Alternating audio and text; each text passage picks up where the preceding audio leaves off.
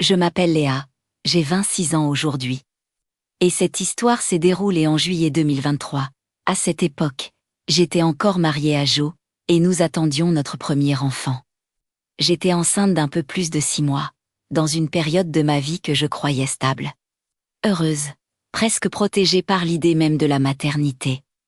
Nous avions décidé de nous offrir un dernier moment à deux, avant l'arrivée du bébé. Joe avait tout organisé. Je n'avais rien à faire, rien à gérer, il avait choisi la destination, réservé l'hôtel. Planifié les journées. Chicago, une grande ville, vibrante, élégante, parfaite pour un week-end hors du temps. Lorsque nous sommes arrivés au Drac Hotel, j'ai immédiatement été frappée par l'atmosphère du lieu. Le bâtiment était ancien, majestueux, chargé d'une élégance presque solennelle. Les hauts plafonds, les lustres imposants. Les longs couloirs tapissés donnaient l'impression d'entrer dans une autre époque. C'était magnifique, Joe semblait fier de son choix. Et je me sentais reconnaissante de vivre ce moment avec lui. La première journée s'est déroulée sans accroc. Nous avons marché pendant des heures dans la ville, longé le lac, flâné dans les rues animées. J'étais fatiguée, mais heureuse. Le soir, nous avons dîné dans un restaurant proche de l'hôtel, puis sommes remontés dans notre chambre. D'ordinaire, je dors très mal dans les hôtels. Les bruits, les lits inconnus, les lumières. Rien ne m'aide à trouver le sommeil. Pourtant, cette nuit-là, je me suis endormie presque immédiatement. Mon corps épuisé par la marche et la chaleur n'a opposé aucune résistance. Le lendemain matin, je me suis réveillée lentement, enveloppée dans une sensation de calme inhabituelle. J'ai alors remarqué que Joe était déjà éveillé. Il était assis sur le bord du lit, immobile, le regard fixe. Ce n'était pas dans ses habitudes. Il était généralement grognon au réveil, mais jamais silencieux à ce point. Quelque chose clochait. Je lui ai demandé comment il avait dormi. Il n'a pas répondu tout de suite. Il a marqué une pause, longue, inconfortable. Puis il m'a expliqué qu'il s'était passé quelque chose pendant la nuit. Quelque chose de bizarre. Il m'a raconté avoir vu une femme entrer dans notre chambre, une femme vêtue d'une robe rouge. Elle lui aurait parlé, lui indiquant un endroit précis, le 10e étage. Après cela, il n'avait pas réussi à se rendormir. Sur le moment, je n'ai pas paniqué. J'étais encore engourdie par le sommeil, et l'idée que cela puisse être un rêve m'a semblé évidente. Les hôtels anciens inspirent parfois l'imagination. Le cerveau joue des tours, surtout dans un lieu chargé d'histoire. J'ai même essayé de tourner ça à la plaisanterie. Mais au fond de moi, quelque chose s'était déjà crispé. Nous nous sommes préparés pour la journée, tentant de reprendre le fil normal du week-end.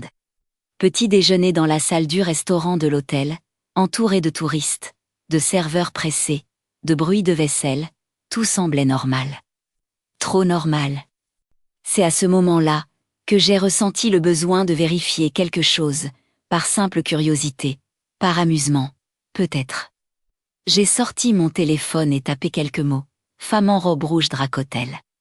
Je n'avais aucune attente particulière.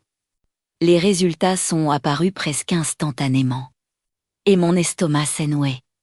Il existait bel et bien une légende, une histoire transmise depuis des décennies.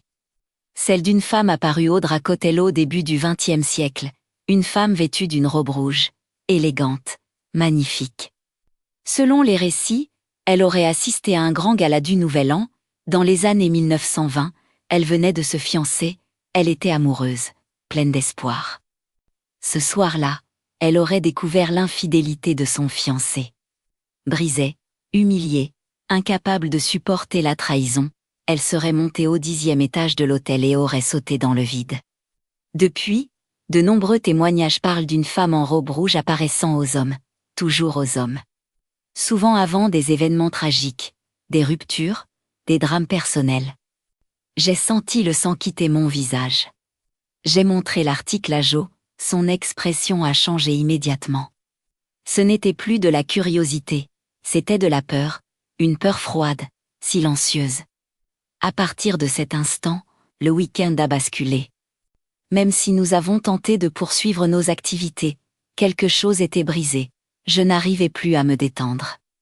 La nuit suivante a été pénible. Le moindre bruit me faisait sursauter, chaque ombre me semblait suspecte. Joe, lui, était distant, fermé, comme s'il portait un poids invisible. Nous avons quitté Chicago, avec un soulagement étrange, mêlé d'un malaise persistant. Sur le moment, j'ai tenté d'oublier, de rationaliser. De me convaincre que ce n'était qu'une coïncidence. Une histoire ancienne, un rêve, un cerveau influencé par une ambiance particulière. Mais les mois ont passé. Et peu à peu, l'homme que j'avais épousé a commencé à changer.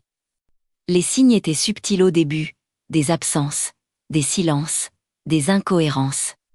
Puis sont venus les mensonges, les manipulations, la froideur. L'homme attentionné que je croyais connaître s'est effacé, laissant place à quelqu'un d'autre. Quelqu'un de dur, de calculateur, parfois cruel. La grossesse, qui aurait dû nous rapprocher, est devenue un terrain de tension constante.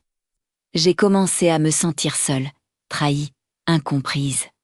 Exactement comme cette femme en rouge, presque un siècle plus tôt. Notre mariage s'est effondré bien plus vite que je ne l'aurais imaginé. Aujourd'hui, avec le recul, cette rencontre me hante encore. Était-ce vraiment un rêve? Une simple légende urbaine, ou quelque chose de plus profond?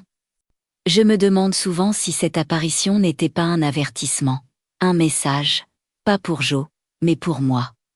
Une manière de me prévenir, que l'homme à mes côtés n'était pas celui que je croyais. Que la trahison était déjà là, même si je refusais encore de la voir. La femme en rouge n'est peut-être pas un fantôme au sens classique. Peut-être est-elle une mémoire, une énergie, un symbole qui se manifeste à ceux qui s'apprêtent à vivre la même douleur. Je ne le saurai probablement jamais. Mais une chose est certaine, chaque fois que je repense, à ce séjour, à cet hôtel, à ce 10e étage, un frisson me parcourt l'échine. Parce que parfois, le passé trouve un moyen de nous prévenir de l'avenir. Si ces histoires vous fascinent, que vous aimez explorer les frontières entre le réel et l'inexplicable, abonnez-vous à la chaîne. Une nouvelle histoire vous attend régulièrement.